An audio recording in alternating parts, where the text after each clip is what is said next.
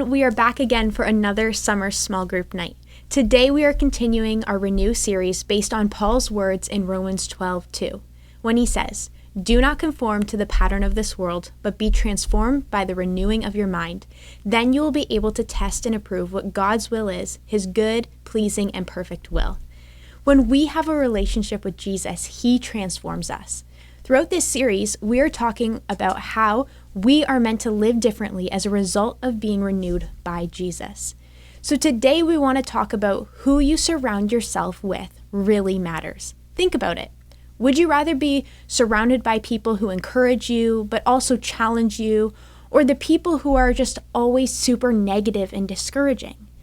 Yeah, I'd pick the people who bring out the best version of myself in encouragement and challenge too. But have you ever been around a person who is absolutely positively certain, without a doubt, no question, convinced they are right about something? I'm talking about a person who can't be wrong about anything. Sometimes around these people, we feel like we can't ask questions or change our minds or say, "I'm not sure," because that uncertainty or doubt makes us look weak or dumb or unaware. And that's not how any of us want to be seen. So we answer, we argue, we come off like we know it all, even though we don't. And eventually we become the exact opposite of some people we want to be around. We become somebody who knows, assumes, and defends. More than anything else, we think we know. We assume we're right, we defend that position at all costs. And while we do, we tune out any other voices that tell us anything other than what we think. We stop being curious, we stop wondering, we don't ask questions, we close our ears to wisdom, advice, or opinions from anyone who thinks anything other than the same way that we think. And then we even bring this into our faith. We assume that being a Christian means being people who know, assume, and defend what we believe. We can't be wrong, we can't have doubts or questions, and we can't say, "I don't know." Here's the good news. That's not what faith is all about. And that's not even what Jesus encouraged. What we talk about today might be a huge relief for some of you who felt like you have to have all the answers. To help us out here, we're going to look at something written by a guy named Luke. In this passage, we're going to look at today, Jesus is with his parents. They were traveling to Jerusalem for the Passover holiday. This is something every Jewish person did back then. No matter where they lived, it was part of their custom to return to Jerusalem for this remembrance of the way God spared the lives of the Jewish people hundreds of years before. The city was crowded and there was very little room for them all.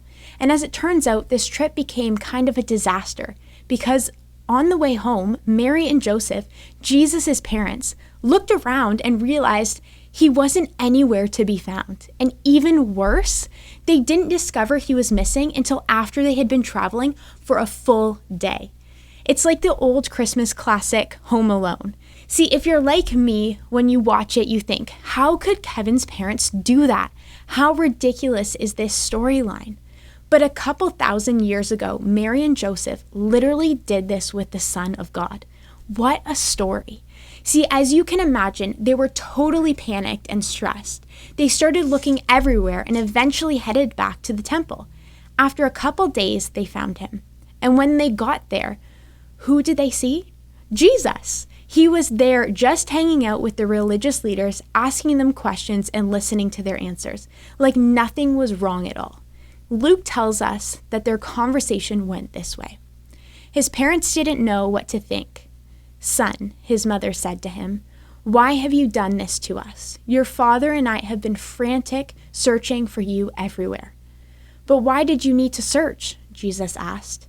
"Didn't you know that I must be in my Father's house?" But they didn't understand what he meant. So they left Jerusalem from there and headed back to Nazareth, this time with Jesus by their side. And then Luke writes this. Jesus grew in wisdom and stature and in favor with God and all the people. Now, what we see Jesus up to in this passage as a preteen, the only passage we have of him as a preteen, actually, isn't that fascinating? See, Jesus was spending his time trying to learn. He was asking questions. He was curious. He was listening to the wisdom from others in his life. This is so amazing because honestly, Jesus didn't have to listen to these guys to learn. He is God in human form.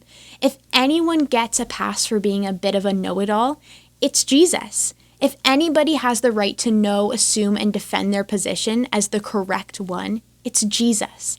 But that's not what he did. His mom and dad found him in the temple, learning from the religious teachers, asking them questions, seeking out knowledge and wisdom.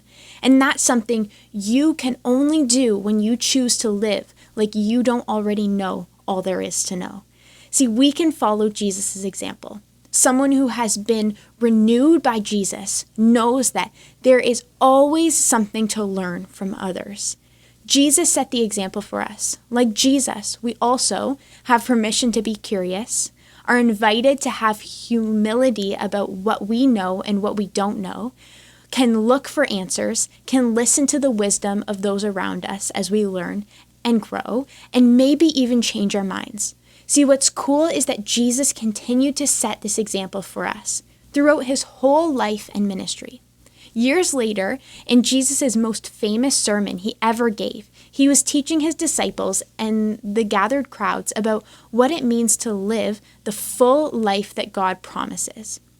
In it, he says this: "Ask and it will be given to you. Seek and you will find.